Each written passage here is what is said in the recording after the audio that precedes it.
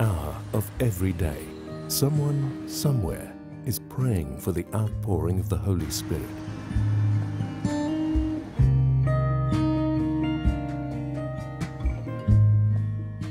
"777", praying at 7 a.m. and 7 p.m., 7 days a week.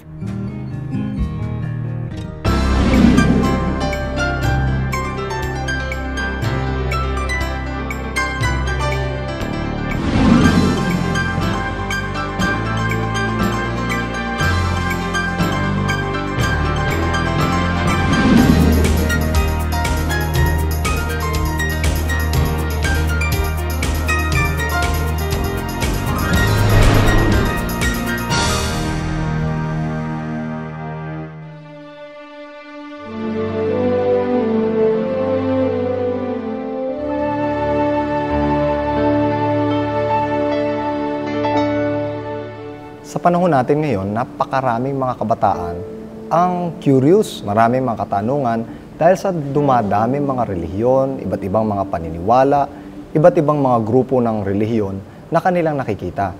Lalo na sa mga postmodern, halos marami sa kanila hindi na nagtitiwala sa mga relihiyon, sa mga iglesia. Pero makikita natin kahit saan ay madali nating i-browse, i-Google o kaya i-YouTube ang mga paniniwalang ito at madali rin nating maunawaan sa pagbabasa lamang. Pero ano nga ba ang sinasabi ng Biblia? Meron pa nga ba tayong mapagkakatiwalang iglesia sa mga huling araw na ito? Ito ang pag-uusapan natin, ang tungkol sa nalabing iglesia at ang kanyang misyon. Dito lamang sa programang What Jesus Believes. At muli makakasama natin si Pastor na pag-usapan ng mga bagay na ito. Pastor? Maraming salamat muli, Pastor Brian. Kumusta po kayo mga kaibigan? Naway, nasa mabuti kayong kalagayan samantalang ating humuling sinusubaybayan ang palatuntunan ito at wag po kayong bibitiw sapagkat ito pong paksang ito ay napakahalaga. Bagamat may kalaliman ng kaunti ang mga mensahe, subalit sa tulong ng Banal na Espiritu ay ating pong maunawaan. Ayan.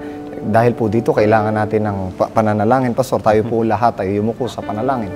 Dakila po naming Diyos, Panginoon, ang hangarin po lamang namin ay makita ang katotohanan, maihanda ang aming mga sarili sa mga huling araw na ito, at makita namin, Panginoon, kung paano po namin susundan ang inyong kalooban ayon sa inyong pong banal na salita. Maraming salamat, Panginoon, ang Banal na Espiritu nawa ang pumatnubay sa amin sa pangalan ng Panginoon Jesus. Amen. Amen.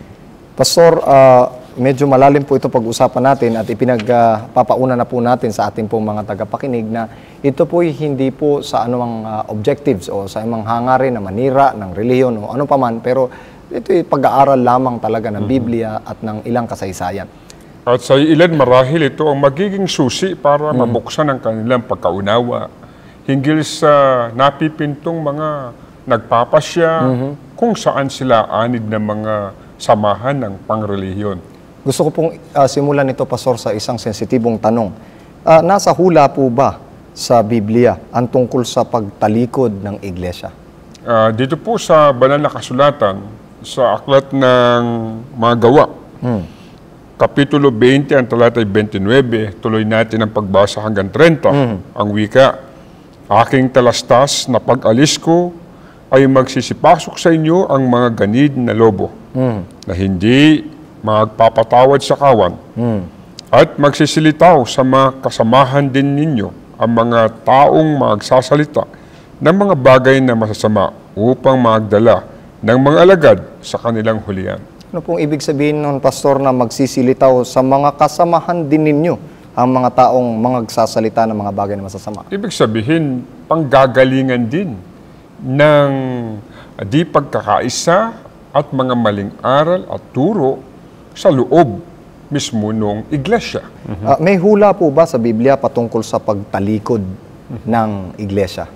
Dito po, mga kaibigan, sa aklat ng mga gawa, Kapitulo 20, ang talatay 29 hanggang 30, "Aking talastas na pag-alis ko ay magsisipasok sa inyo ang mga ganid na lobo, na hindi magpapatawad sa kawan. At magsisilitaw sa mga kasamahan din ninyo ang mga taong magsasalita ng mga bagay na masasama upang magdala ng mga alagad sa kanilang hulihan."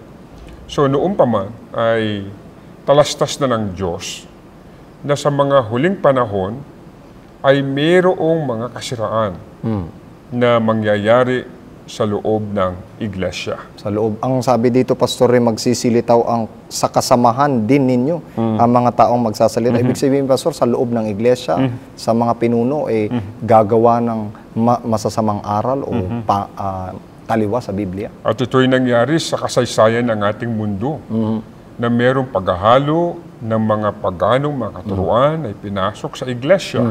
Katulad na halimbawa ng mga pagbabautismo, ng mga sanggol, na walang kaalam-alam sa pagsampalataya sa Panginoon Diyos, hindi alam kung paano magsisi, binabautismuhan sa ganong edad na hindi naman itinuturo ng Biblia. At saka di po ba yung pagsamba sa mga rebulto, Rebulto. ay hindi rin ito kasang-ayon sa Biblia? At isa dyan sa mga ipinasok sa panahong yaon ay ang pagbibigay-pugay sa Diyos ng mga pagano, sa isang sign of the cross na tila bagay sa iba ay ang sign of the cross nila ay doon sa krus kung saan nakapako si Kristo.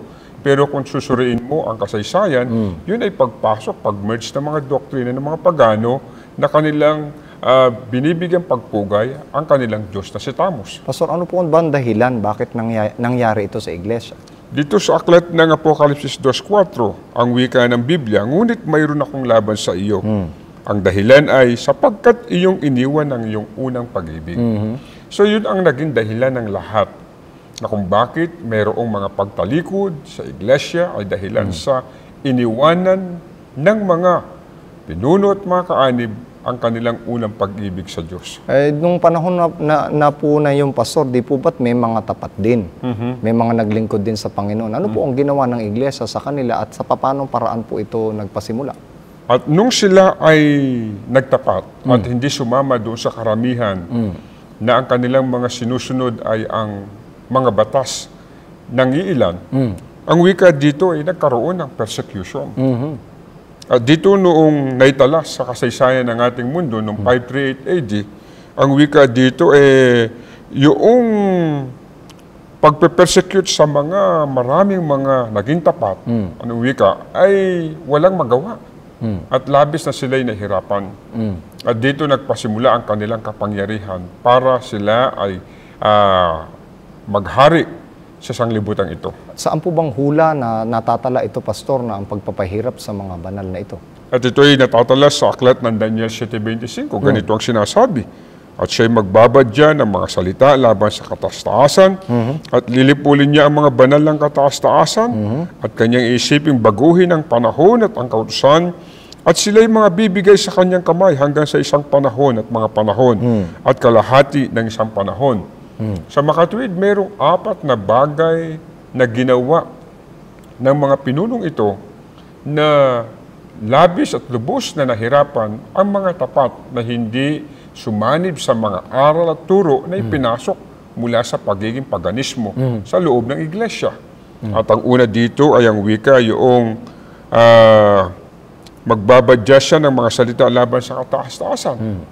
At yung kapangyarihan na yun, ang wika, ay nagsasabi na siya yung kahalili ng Diyos dito sa lupa. Siya ang Diyos. Siya ang Kristong kahalili dito sa lupa.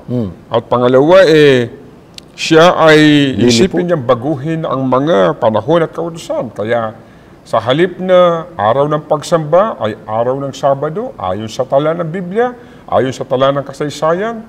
Pero ano ang pinangingiling ngayon? Ng karamihan ay araw ng Linggo na walang ipinahintulot ang Diyos na manghiling tayo ng araw ng Linggo. Ano naman po ibig sabihin, Pastor, nung lilipulin niya ang mga banal ng kataas-taasan? Ito'y nangyari noong 538 AD na lahat ng mga tapat na nag-uukulang panahon para mag-aral ng Biblia sapagkat ang pag-aaral ng Biblia noon ay inalis sa kamay ng mga maraming mga tapat na mga Kristiyano. At ang nangyari sila'y pinapakain sa mga leon. Ihilayin ang kamay at paa hanggang sito'y mahati sa magitan ng lubid. Gaano po katagal, Pastor, na sila'y inusig? Ito'y ang iglesia ay nausig ng mahigit sa 1,260 years. Hanggang sa noong 1798, ang wika, noong 1978, natigil sa magitan ng pagkahuli sa isang papa sa Pransya na pinangunahan ni General Berchier. So, ibig sabihin, Pastor, talagang itinalaga sa Biblia na maghahari lamang ang kanilang pagpapahirap mula 538 AD hanggang ng 1798. Ano po nangyari noong 1798, At Pastor? pagkatapos ng mga panahon na yon, ang wika nagkaroon ng pagtigil at nagkaroon ni wika ng pag-unlad, pag-usbong ng mga Kristiyanong ito at pumasok na yung tinatawag nating reformasyon. So saan po ba, Pastor, propesiya na nababanggit na ito'y titigil at meron pa po bang pagkakataon na ito'y babalik uli? Dito sa aklat ng Apokalipsis 13:3, ang ganitong sabi, "At nakita ko ang isa sa kanyang mga ulo na waring sinugatan, na ikamamatay." Ibig sabihin ito sa propesiya, Pastor Bray, bagamat ito'y malalim na pag-aaral, ito yung panahon na tumigil ang kapamahalaan ng pag-uusig at ng pagbibigay sakripisyo sa mga Kristiyano. Sapagkat ang wika sa Biblia, waring sinugatan ay kamamatay. Para bagang titigil na, pero ang wika at ang kanyang sugat ni kamamatay gumaling at ang buong lupay nanggilalas sa hayop. So ibig sabihin, natigil ang kaunting panahon pero nagpatuloy pa rin hanggang sa mga panahon ito. Pastor, gusto ko lamang pong medyo mas maging malinaw ito. No? Binabanggit po natin ang kapangyarihan po ng kapapahan na hinawakan niya ang panggobyerno ng buong mundo. Pero ito'y tumigil nang siya po ay ikulong at ni Napoleon Bonaparte, dito po tumigil. Ibig sabihin, sa huling araw, Pastor, aangat uli itong kapangyarihan ito, sisikat ulit, sasambahin siya ng marami? Ng maraming tao at magigilas dito sa kapangyarihan ito. At ito yung mga bagay na dapat nating maunawaan at maintindihan. Pastor, ano po ba ang pinaka-issue kung bakit itong mga banal at saka itong kapapahan, ano po ba ang pinaka-issue dito sa dalawa? Bakit po nagkakaroon ng alitan dito sa dalawa? Mayroong mga bagay na dapat nating maintindihan. Una, yung issue ng pagiging kahalili ni Kristo. Ang Diyos ay walang ibinigay na kapamahalaan sa sinuman pagkatapos ng ministeryo ni Kristo dito sa lupa, maliban na sinabi ni Kristo na isusugo niya ang kanyang banal na espiritu na maging tagapag-aliw ng tao. Pero hindi ang tao, Pastor. Hindi ang tao ang sinugo para maging kahalili ni Kristo, pero ang nangyari ay sinasamba nila at ang mga tao ay nagilalas dito sa kapangyarihan nito. At pangalawa, yung di nagkakamaling iglesia at pinuno nito, na ang paniniwala sa kanilang mga turo't aral na hindi nagkamaling iglesia at walang pagkakamaling iglesia at hindi magkakamaling iglesia at mga nangangasiwa nito. So hindi po ba sila nagkamali, Pastor, sa pagpatay nila ng halos 50 milyon nung panahon po ng kadili o nung Dark Ages? Magiging makasalanan ka pag ikaw ay murderer. Pero napakaraming pinersecute ng mga tunay na mga mananampalataya ng Diyos na tumutupad ng utos ng Pero Panginoon. hindi daw sila nagkamali, Pastor. Oo, at yun ang pinangangalandakan at ipinapakilala na sila yung mga matutuwid. Pangatlo, tinakpan ng pagkasaserdote ni Kristo at pinalitan. Paano po tinakpan, Pastor? Ito yung wala nang halaga yung pamamagitan ni Kristo at gumawa sila ng tagapamagitan ng tao at ng Diyos. Kaya yung kasalanan mo, pwede mo na nga ikumpisal sa kanila. At pwede na rin nila ipagpapatawad ito, Pastor. At sila din na magbibigay ng kapangyarihan para ang yung kasalanan ay mapapatawad. Sunod, ang mabubuting gawa ay mag-aani ng biyat kaligtasan. Ibig sabihin, yung paraan ng pagkaligtas nila ay sa paraan ng paggawa. Ito yung kanilang mga sakramento na pwedeng gawin, Pastor, para lang mapatawad. Di At po ba? iba't ibang klase ng mga sakramentong ito ay na kanilang pinaiiral sa simbahan. Paraan na ng kaligtasan. Paraan ng kaligtasan. Ano pa po, Pastor? Yung penitensya at indulhensya na dito ay maraming mga nagpapanata sa mga bagay na ito. Na kung gusto nila maligtas, dito ka sa indulhensya at sa mga penitensya. So, kaya pala maraming nagpapahirap ngayon, Pastor, dahil ito ang kanilang paraan ng kaligtasan. Hindi lamang sa tradisyon nakikita ang mga bagay na ito, kundi sa paniniwala na yun ang turo ng simbahan kanilang inaaniban. At ang pinakahuli, ang pinakamataas na otoridad ay nasa iglesia.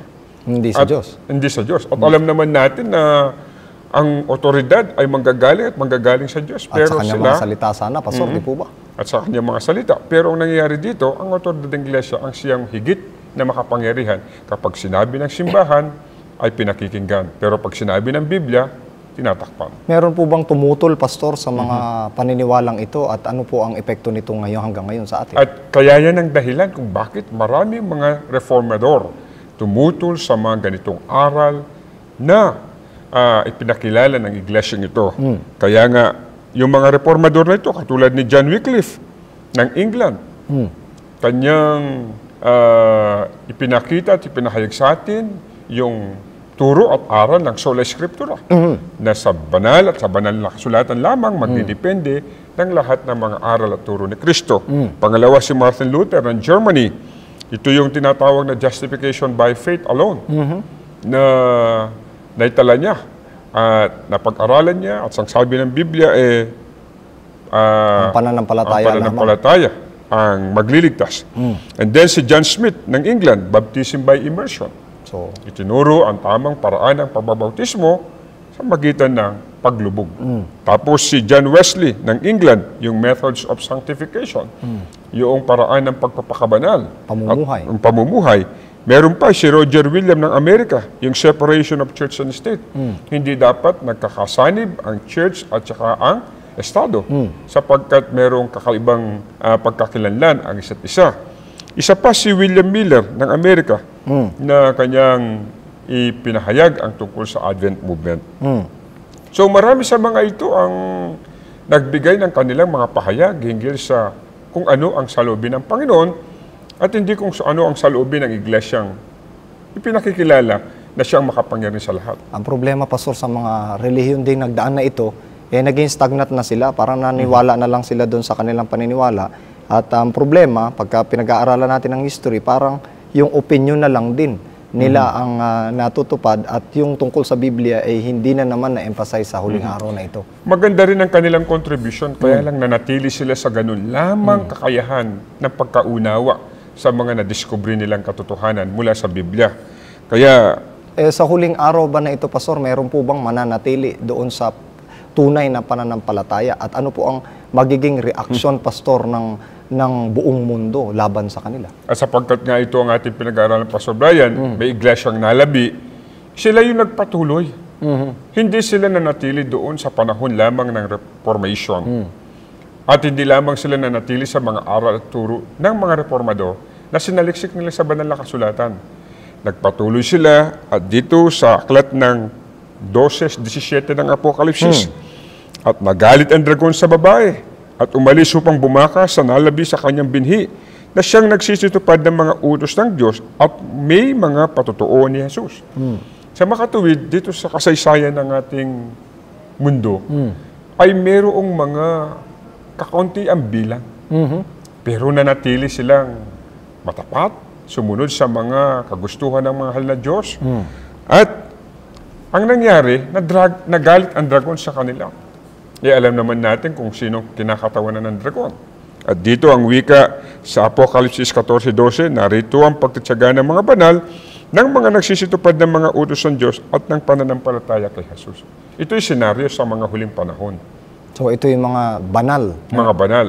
na pagtitiyaga. Ibig sabihin, sa huling araw, Pastor, may mga magtatiyagang banal. Ano po yung mga karakteristik o mga palatandaan itong mga banal na ito, Pastor? Una sa lahat, tumutupad ng utos ng Diyos. Exodo 20:1-17.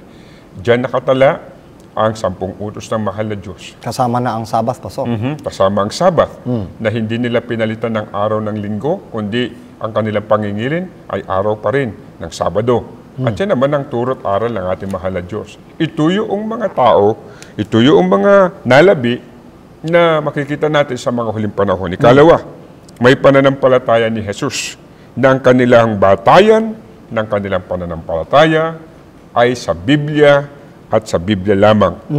At mayroong pamahayag ng salita ng Ebanghelyo ng Panginoon, hindi lamang sa Pilipinas, kundi sa buong mundo. At ang ikatlo ay may patutuo ni Jesus. At ang patutuo ni Jesus na ito ay walang iba kundi ang Espiritu ng propesiya. Napakaganda po, Pastor, na makita natin na sa mga huling araw pala na ito, meron talagang isinusulong ang Panginoon na magiging parang protector ng kanyang mga salita. Pero Pastor, bago natin, ano po bang mensahe ang ibinigay ng Panginoon sa kanila? Pero ba't sasagutin niyo po yan, Pastor, pagkatapos po ng ilang mga pananalita mula sa mga testimonya? Ilang months, after 2 months, dumating si mga bandang March po yun, dumating si Dog Bachelor. Sabi niya sa akin, meron seminar for Bible study. Sabi, baka gusto niyo umatin ni Jem. Natakot ako nung una kasi hindi ko expect kung paano ko sasabihin sa husband ko kung papayag ba siya. Pero nagkaroon ako ng pag-asa kasi sabi sa akin nung friend ko na Adventist, si Ate Weng, sabi niya na, ipag-pray mo lang, i-guide ka ni God. Nagdasal ako bago ko sabihin sa kanya. Hanggang sa kinausap ko yung husband ko.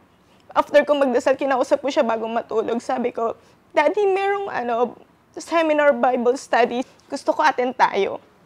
Tapos sabi niya, anong reason mo? Sabi ko, marami kasi akong question sa faith ko. Tapos hanggang sa nalaman ko na parehas pala kaming dalawa. Na ilang years na kami magkasama, pero hindi kami nag-open about sa faith namin dalawa. Sabi niya sa akin, uy, sige, attend tayo, gusto ko yan. Tapos grabe yung iyak ko that time na bago matulog kasi pumayag siya na umattend kami ng seminar. Pagpunta namin doon sa seminar, 1 week yun kay Dog Bachelor. Hindi ko rin akalain na sinabi ni Dog Bachelor na tumayo yung mga gusto magpabaptized. Hindi muna ako tumayo kasi pero gusto ko, pinapakiramdaman ko siya. Nagulat ako, siya pa yung unang tumayo sa akin at gustong pumunta sa harapan para magpabaptize. Sabi ko, grabe yung Holy Spirit, iba pala mag-work ang Holy Spirit pag nagpe-pray mo talaga siya na pag alam ng Panginoon yung nagsisik kayong dalawa sa salita niya. Hanggang sa doon po nag-start yung nabaptize po kami, tapos na-nurture po kami. Hanggang sa dahan-dahan po namin natuklasan lahat, yung mga sagot po namin. Sa Bible lang pala makikita. Ayan, Pastor, napakaganda ng pag-usap natin kanina. Iniisip-isip ko lang, ang nalabing ito ay tumutupad sa utos ng Diyos, may pananampalataya ni Jesus, may patutuo ni Jesus. Ibig sabihin, pinanghahawakan talaga nila yon salita ng Diyos. Pastor, ano po bang mensahe ng Diyos sa mga huling araw na ito, na dala-dala nitong nalabing ito? Ito po ang mababasa natin sa aklat ng Apokalipsis 14:6 hanggang 7. Ang wika, at nakita ko ang ibang anghel na lumilipad sa gitna ng langit na may mabuting balita na walang hanggan upang ibalita sa mga nananahan sa lupa at sa bawat bansa at angkan at wika at bayan. At sinabi niya ng malakas sa tinig, matakot kayo sa Diyos at magbigay kaluwalhatian sa Kanya sapagkat dumating ang panahon ng Kanyang paghatol. At magsamba kayo sa gumawa ng langit at ng lupa at ng dagat at ng mga bukal ng tubig. Ituloy natin ang pagbasa 8 hanggang 9. At ang iba, ang pangalawang anghel ay sumunod na nagsasabi, naguho ang dakilang Babilonya na siyang nagpainom sa lahat ng bansa ng alak ng kagalitan ng kanyang pakikiapid. At ang ibang anghel na ang pangatlo ay sumunod sa kanila na nagsasabi ng malakas na tinig, kung sino man ay sumasamba sa hayop at sa kanyang larawan at tumatanggap ng tanda sa kanyang noo o sa kanyang kamay. Ayan, ay... 18:4. At narinig ko ang ibang tinig na mula sa langit na nagsasabi, magsilabas kayo sa Kanya, bayan ko, upang huwag kayong mangaramay sa Kanyang mga kasalanan at huwag kayong magsitanggap ng Kanyang mga salot. Pwede po ba ninyo ipaliwanag ito, Pastor, itong mga mensaheng ito? Itong mga huling mensahe ng ating mahal na Diyos sa nalabing iglesia at sa mga taong nakikinig ngayon, may napapatungkol ito sa mga huling panahon na ang tao ay hinihimok na sila'y sumamba sa gumawa ng langit at ng lupa. At huwag sasamba sa hayop. Sapagkat ang pagsamba sa hayop ay darating sa kahatulan at sa dagatang apoy. Ayon sa mga pag-aaral na natin. At dito sa mga kaganapan na nagaganap sa ating sanlibutan ngayon, ay meron talaga naghaharing isang kapangyarihan na siyang sinasaluduhan, hinahalikan, kahit presidente pa ng isang bansa, kapag nakita, hinahalikan ng kamay. Ito, mga kaibigan, ay isang bagay na napakahalaga nating pansinin. Meron lamang mga katangian ang iglesia, kapag tayo lumabag at tayo ay humiwalay sa Kanya, ay hindi tayo magkakaroon ng gantimpala na iniukol para sa atin. Pastor, parang may panawagan pong nabanggit kanina dito. Ang sabi, magsilabas kayo sa Kanya, bayan ko, upang huwag kayo mga karamay sa Kanyang kasalanan at huwag magsitanggap ng Kanyang mga salot. Ano po, Pastor, ang ibig sabihin nito at ano po ang mga paanyaya na meron ito para sa ating mga tagapanood? Sa makatuwid bagay, kung ano yung mga maling aral at mga panuntunang ipinapahayag nitong kapangyarihan na ito ay kinakailangan iwaksi natin at pumunta tayo doon sa isang iglesia na itinuturo ang tamang aral ng pagtupad sa mga kautusan ng Panginoon at may pananampalataya ni Jesus. Ano po ang panawagan ninyo sa ating Kaya mga mga tagapakinig? kaibigan, amin pong ipinaglilingkod sa inyo. Bagamat ito'y may kahirapan ng kaunti at kailangan ng panahon para maunawaan natin na lubos. Pero ang panawagan po namin, una, meron pong iglesia na nagsusulong na tuparin ang mga utos ng ating Panginoon. Subalit sa mga nangyayari sa ating kapanahunan, meron din mga makapangyarihan dito sa lupa na nagsusulong din na tayo ay huwag sumunod sa mga pinag-uutos ng Diyos at pinangangalandakan nga na wala na ang mga alituntunin at panuntunan ng Diyos na ibinigay sa atin. Yan ay panahon pa ng sinauna. Subalit kapatid at kaibigan, ikaw na nakakaunawa at may pag-iisip, inyong suriin ng mabuti ang banal na kasulatan. Merong bayan ng Diyos na nagsusulong ng tamang aral at yan ay walang iba kundi ang pagsunod sa kanyang mga alituntunin at panuntunan. Kaya nga yung panawagan ng Apokalipsis, umalis ka dyan, ay panawagan po na iwaksi natin ang lahat ng mga hindi pagsunod at sumunod po tayo sa iglesia na itinuturo ng Panginoon na siyang aniban natin nang sa ganun makita natin ang lalo higit na kabutihan ng Panginoon para sa atin. Ayan, maraming salamat po, Pastor. At ito po isang pangbukas isip para sa bawat isa sa ating pong mga tagapanood. Opo, hindi po natin sinisira ang bawat iglesia. Subalit tignan po natin ng maigi ang ating kinabibilangang iglesia. Tinutupad ba nito ang kautusan ng Panginoon o hindi? At kung hindi, saan namang iglesia ang tinutupad ang kautusan ng Panginoon? Ilan po sa mga paalala at mga musika ang maririnig natin pagkatapos po nito.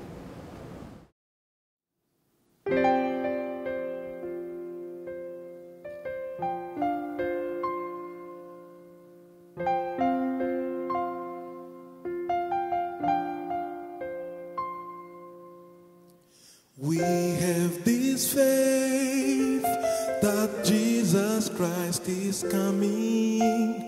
In a little while we'll go home.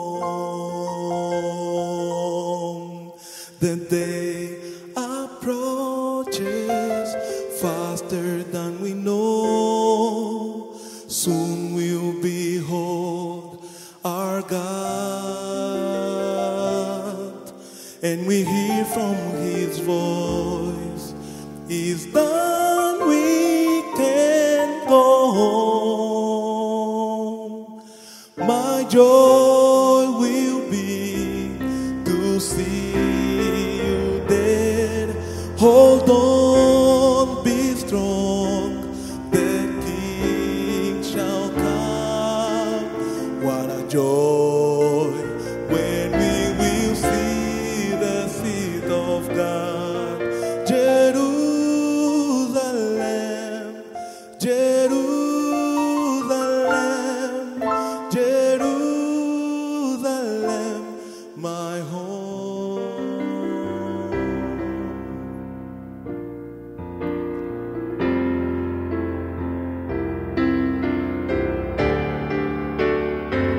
Here we face trials and afflictions, and we don't understand the reason why. But we have this hope, our faith shall be sight. The loved ones we have lost, God will bring. When we hear from His voice, it's done, we can go home. My joy will be to see you there. Hold on, be strong, the King shall come. What a joy when we will see the seat of God. Jerusalem, Jerusalem, Jerusalem.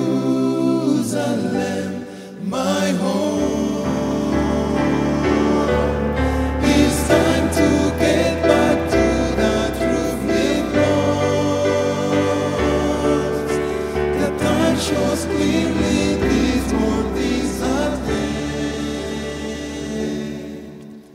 come, please come. No one can replace your power. My joy will be to see you there. Hold on, be strong. The King shall come. What a joy when we will see the seat of God. Jerusalem, Jerusalem, Jerusalem,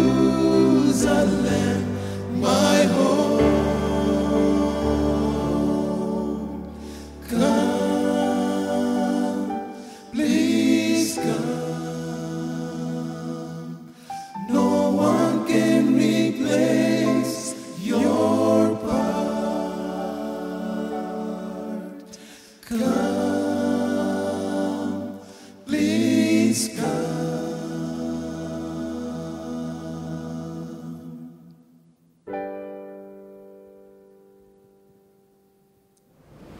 Ayan, maraming salamat po sa mensahe ng awiting ating narinig.